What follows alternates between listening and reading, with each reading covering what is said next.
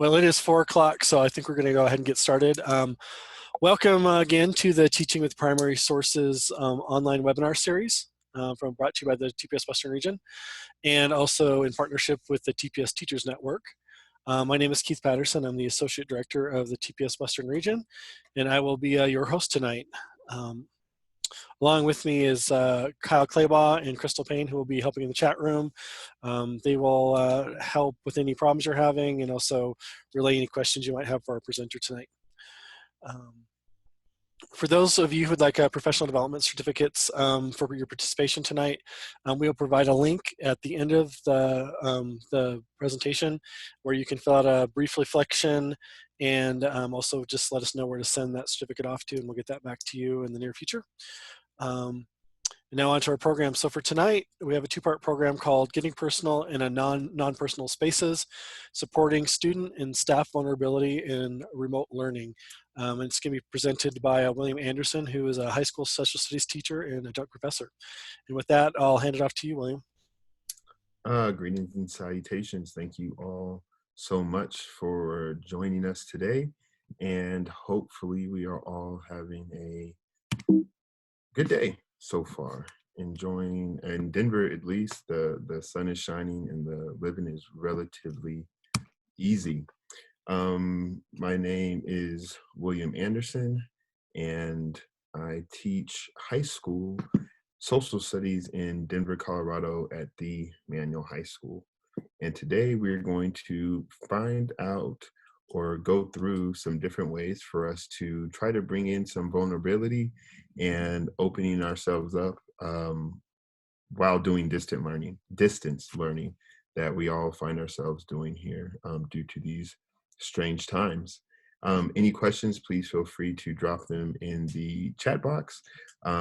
As this slide indicates, my email is available for anybody to ever reach out if you ever have any questions beyond today, as well as Twitter handle, my phone number. Please feel free to reach out, and let's support one another with this work.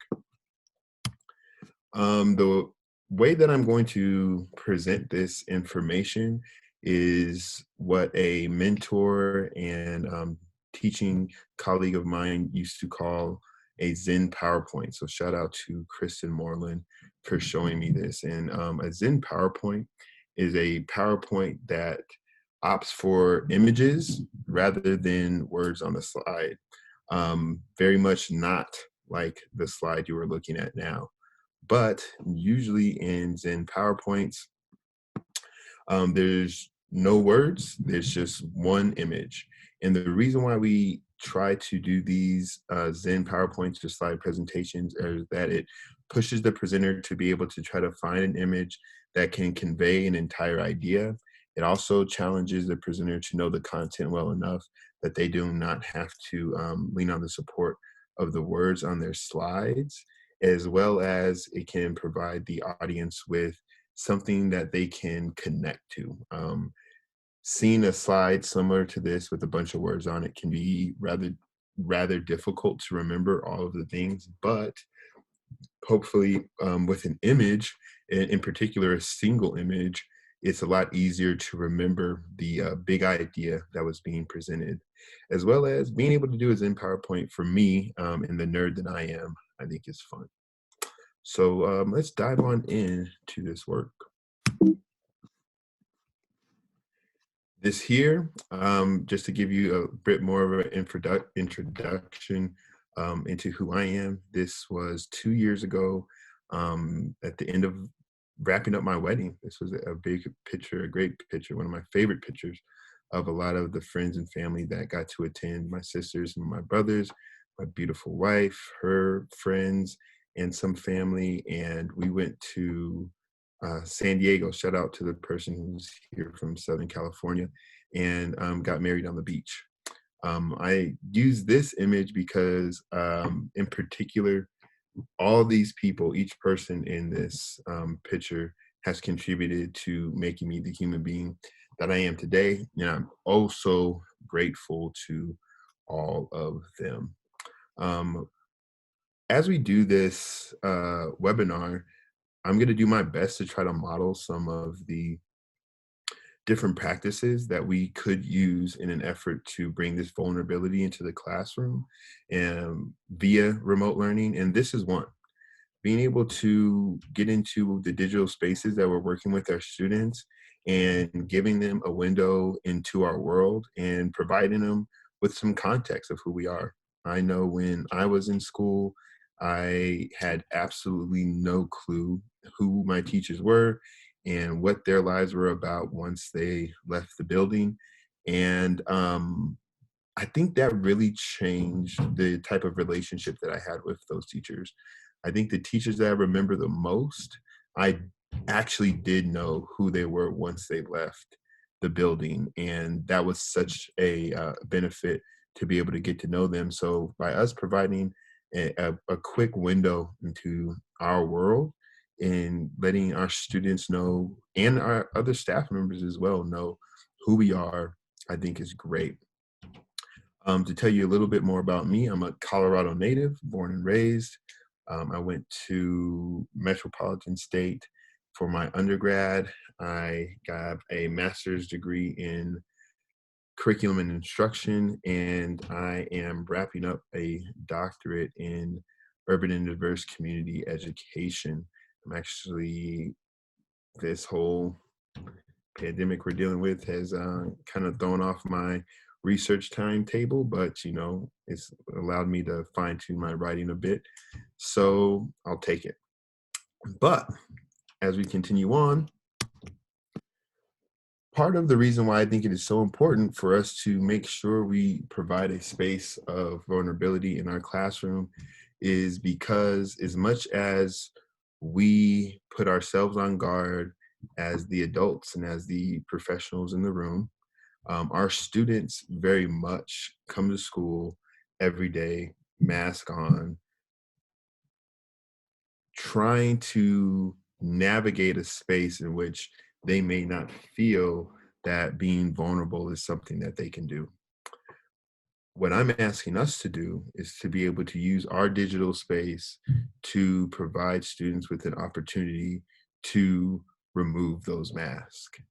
And as I sit back and think about some of the different things that I've done over time in my own classroom in an effort to help students feel more vulnerable, I think it starts with me being able to model the vulnerability that I'm looking for my students.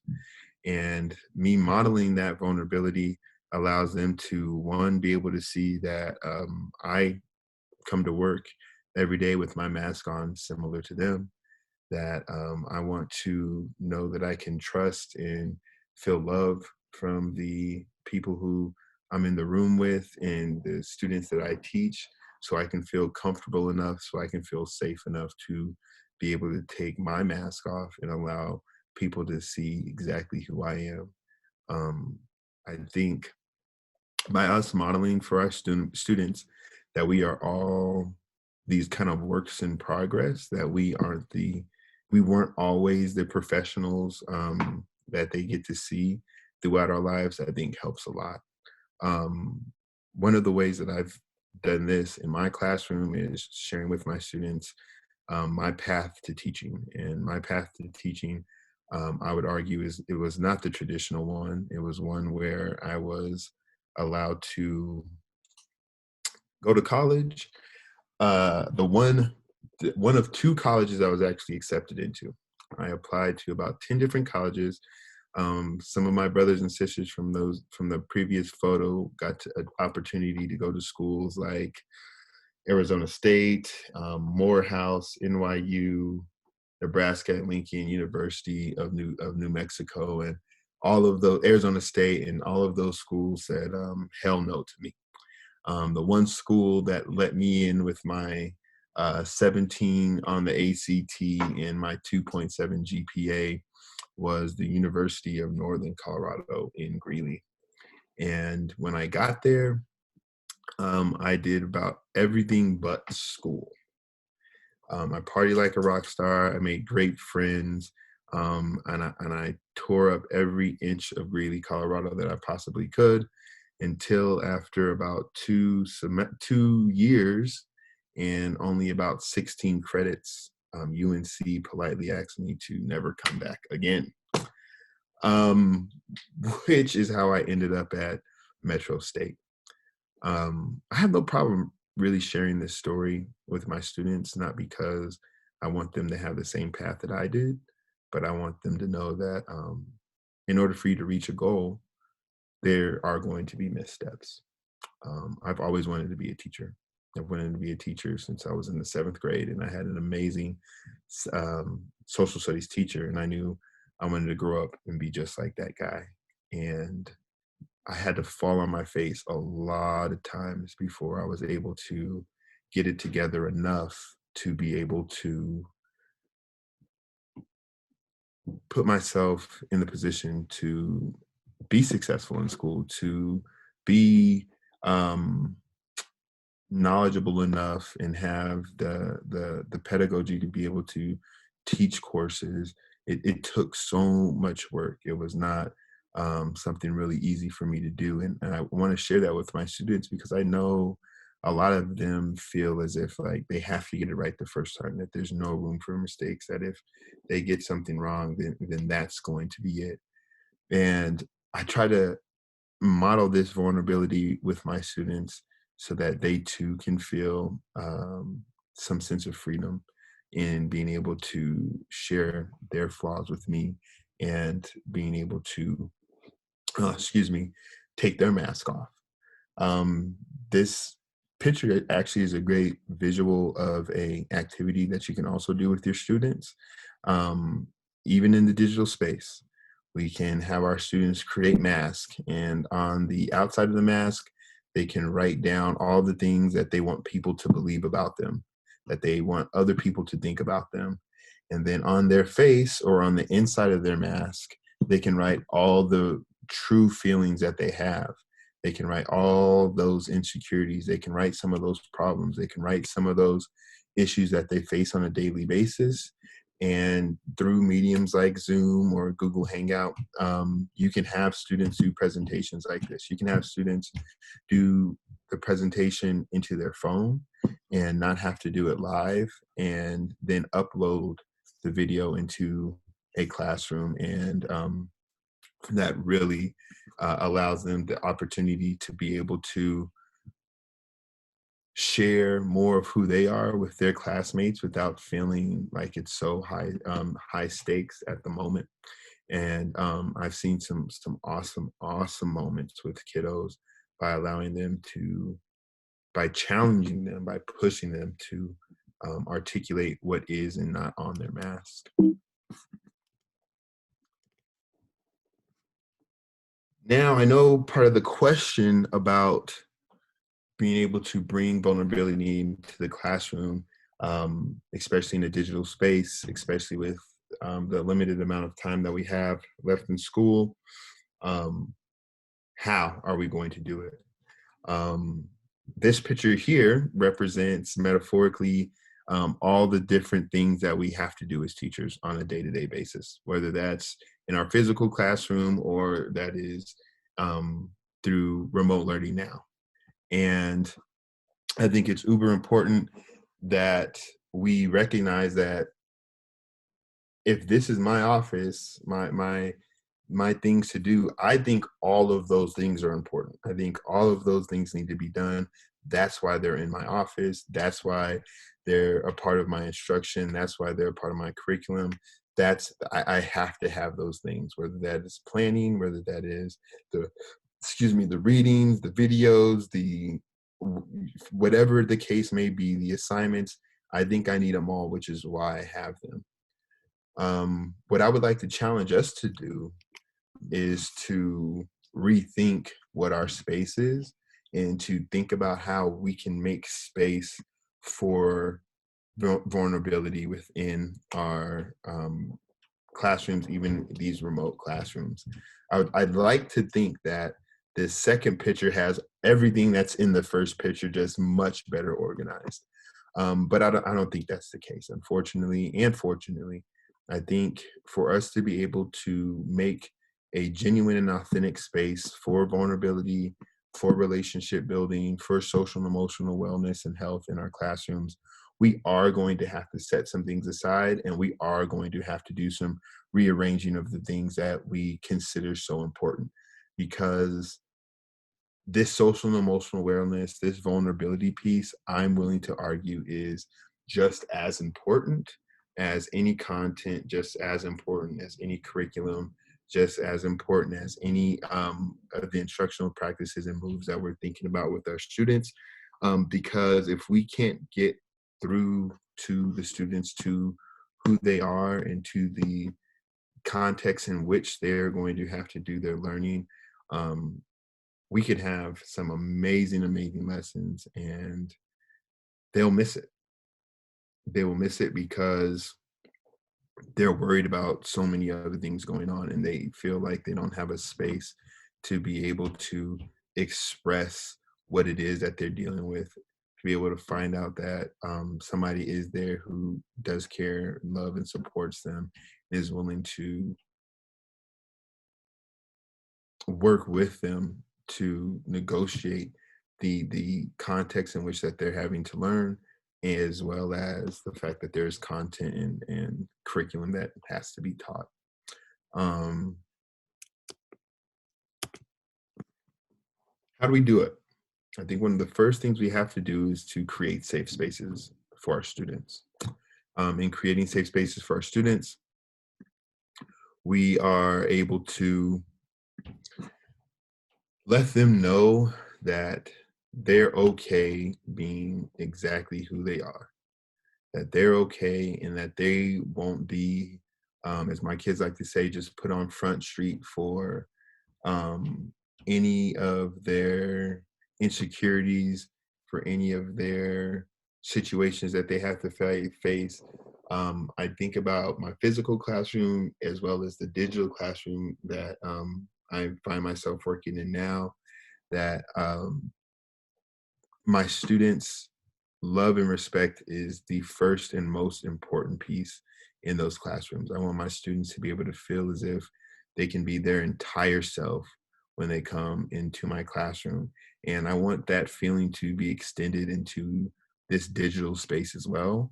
And the way that we can make sure that we're putting safety first and we're putting love first with our students is by making it very clear what interactions are going to look like, make it very clear what our expectations are, and not as these commandments that come from on high that are etched in stone, but like these, being able to provide rhyme and reason to our students for why we want to create this safe space, for the value that comes in creating this safe space, in what it means to violate that safe space, and what that means to be a person who does violate that, and asking our students, do you want to be that person? Do you want to be that person who um, violates a beautiful thing that we can build here in our classroom? So really putting safety first, I think, is so, so important, and letting students know, one, we're mandatory reporters.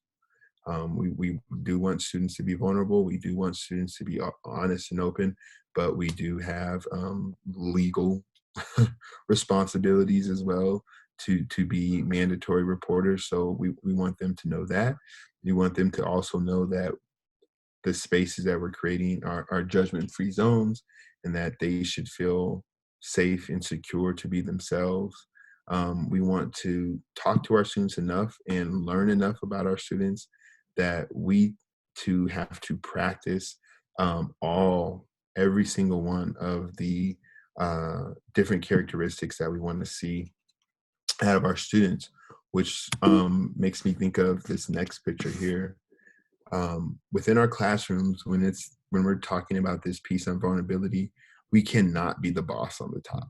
We cannot tell students to open themselves up. We can't tell students to be vulnerable. We can't tell students to deal with their mess, to unpack their lives, to share who they are, to do all of this hard social emotional work while we just sit back and listen and consume the information.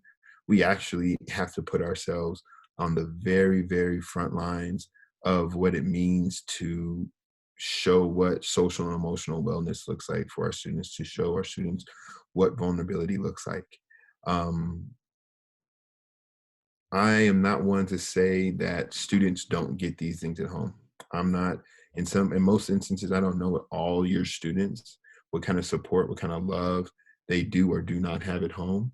But I know if your students are anything like the student that I was, my parents could give me amazing advice, some of the best advice in the world, and I just didn't listen to them because they were my parents, flat out. Um, but if I heard it from a mentor, if I heard it from a teacher, if I heard it from a peer, somebody else that I had love and respect for, they can say the exact same thing that my parent was saying. And I thought it was just, oh my gosh, just brilliant, just brilliant, brilliant, brilliant. So um, it's up to us to be able to be this leader in the front, to be able to continue to model any and everything that we ask of our students before we have our students do it, which I think is just so important, which is why that leader is in the front of the pack. If you're going to do a mask off presentation with your students, your mask is for sure, absolutely positively the first one to get done. If you want to do some of the different assignments that we're going to talk about in the second part of the webinar, you have to model it long before you ever ask a student to do it. One, because you want to be able to make sure you can set the bar really high. I think some of the pushback against vulnerability in classrooms and social and emotional wellness in classrooms is that it's not rigorous. I would argue strongly that social and emotional work, vulnerability work can be some of the most rigorous work that you can ask a student to do.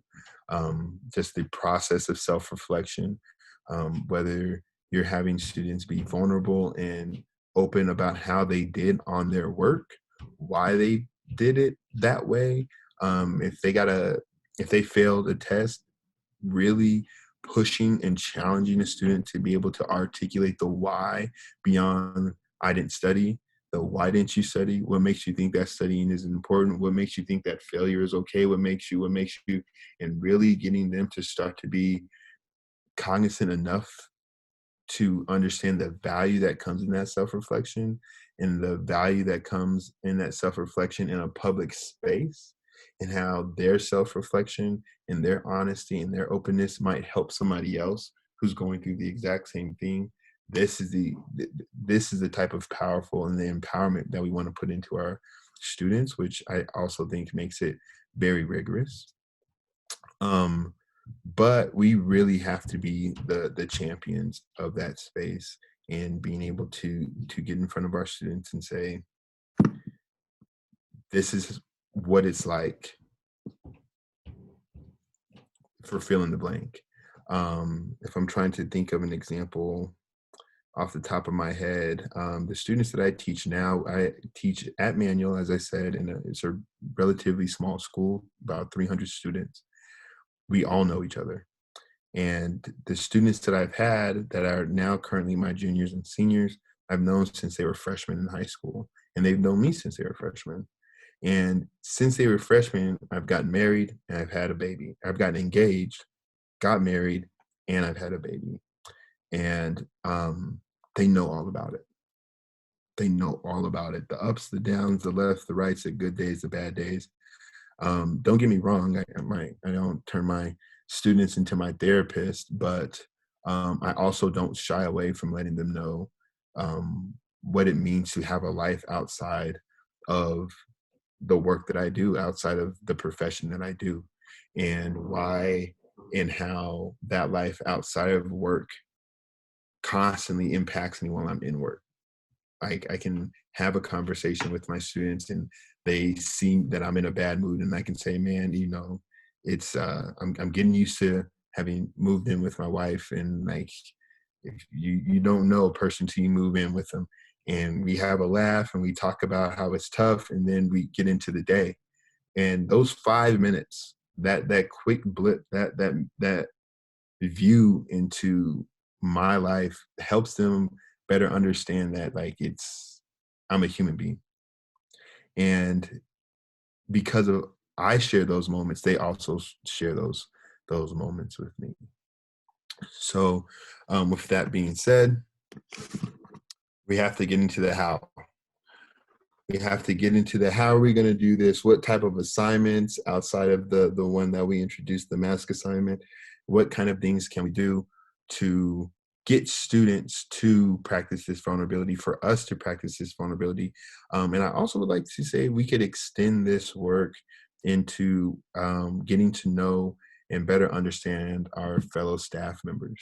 I think if I can speak on my own personal example, I've been in the building that I've been in 5-6 years with some of the best teachers, I think, in the world, and I kind of know them.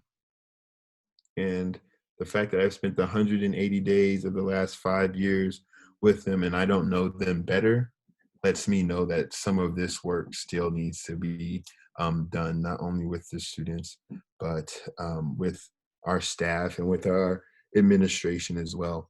So we will take a pause. If you have any questions, please put them in the chat box, and we will come back and look at some of the hows and whats to bring in vulnerability into the classroom.